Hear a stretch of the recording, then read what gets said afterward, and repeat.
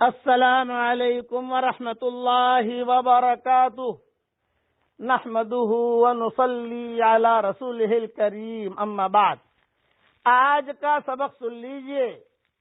آج کے سبق کی سرخی ہے حضور صلی اللہ علیہ وسلم کی سیرت، پارٹ نمبر 45۔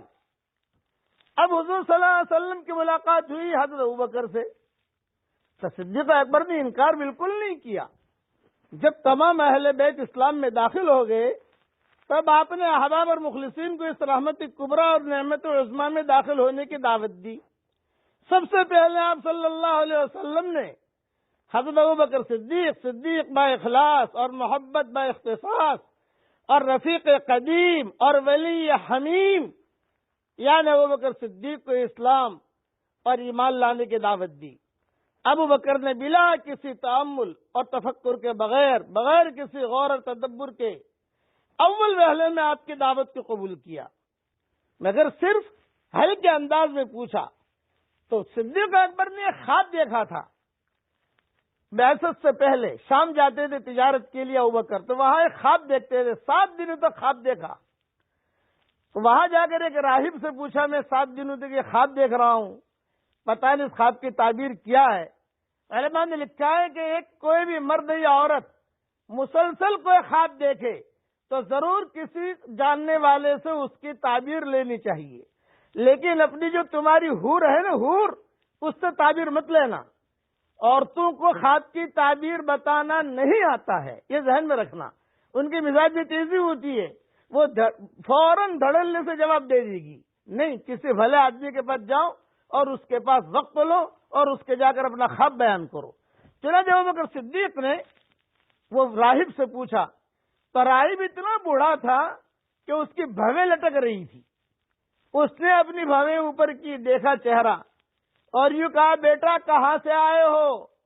یہ شام کا قصہ ہے، تجارت کے لیے جاتے تھے۔ تو ابوبکر نے کہا، بکہ سے آیا ہوں۔ بکہ، مکہ کو بکہ کہتے تھے، با سے، بے بکہ مبارکہ قرآن شریف میں۔ تو راہب نے تعبیر دی کہ وہاں تمہارے یہاں ایک نبی ظاہر ہونے والا ہے، اس کی زندگی میں تم اس کے وزیر بنو گے اور اس کے دنیا سے جانے کے بعد تم اس کے خلیفہ بنو گے۔ یہ تعبیر دی۔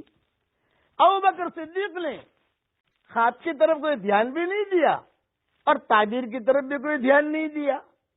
زمانہ گزرتا گیا اور حضور صلی اللہ علیہ وسلم نے نبوت کا دعویٰ کیا۔ تو جب حضور صلی اللہ علیہ وسلم، ابو بکر خواب بھی بھول گئے، تعبیر بھی بھول گئے۔ اب جب حضور صلی اللہ علیہ وسلم نے نبوت کا دعویٰ کیا تو صدیق اکبر نے ہلکے انداز میں کہا، محمد میں مسلمان تو ہو جاتا ہوں، لیکن یہ کہ اتنی بڑی چیز ہے، کوئی تھوڑی دلیل ہونی چاہیے، کوئی یہ۔ تو حضور نے فوراً کہا، تم دلیل مانگ رہے ہو؟ دلیل رؤیاک الذی رأیتہا فی الشام، تیرا وہ خواب جو تو نے شام میں دیکھا تھا۔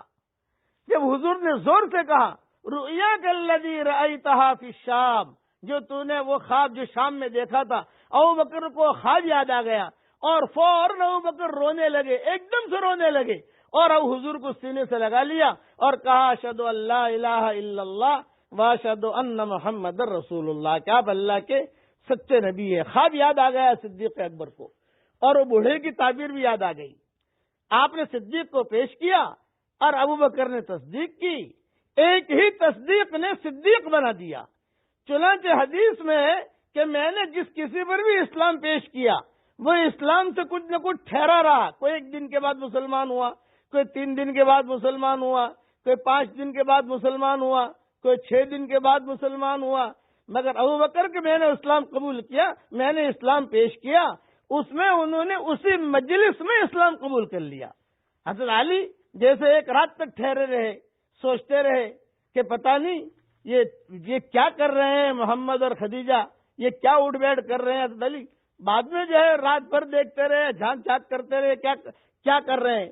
کتابوں میں یہ بھی لکھا ہے کہ بچیاں پیدا ہو چکی تھی حضرت خدیجہ کے پیٹ سے، تو بچیاں بھی تھوڑی بڑی ہو گئی تھی۔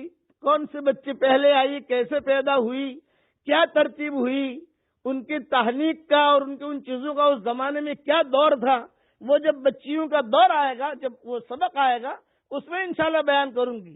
تو وہ بچیاں بھی حضرت خدیجہ اور حضور صلی اللہ علیہ وسلم کے ساتھ نماز پڑھتی تھی اپنے اپنے اعتبار سے. اپنے اپنے اعتبار سے نماز پڑھتی تھی. حضور کھڑے ہوتے تو وہ بھی کھڑی ہو جاتی.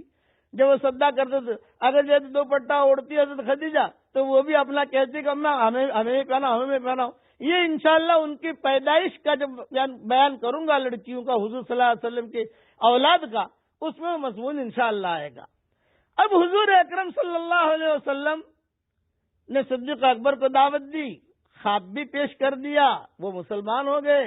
اب گویا کہ کتنے لوگ مسلمان ہوئے؟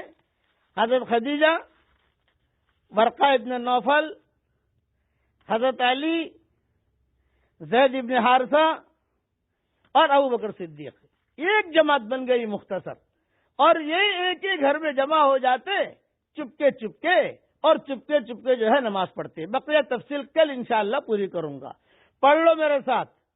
یا رب صلی وسلم دائما ابدا علی حبیبک خیر الخلق کلہم.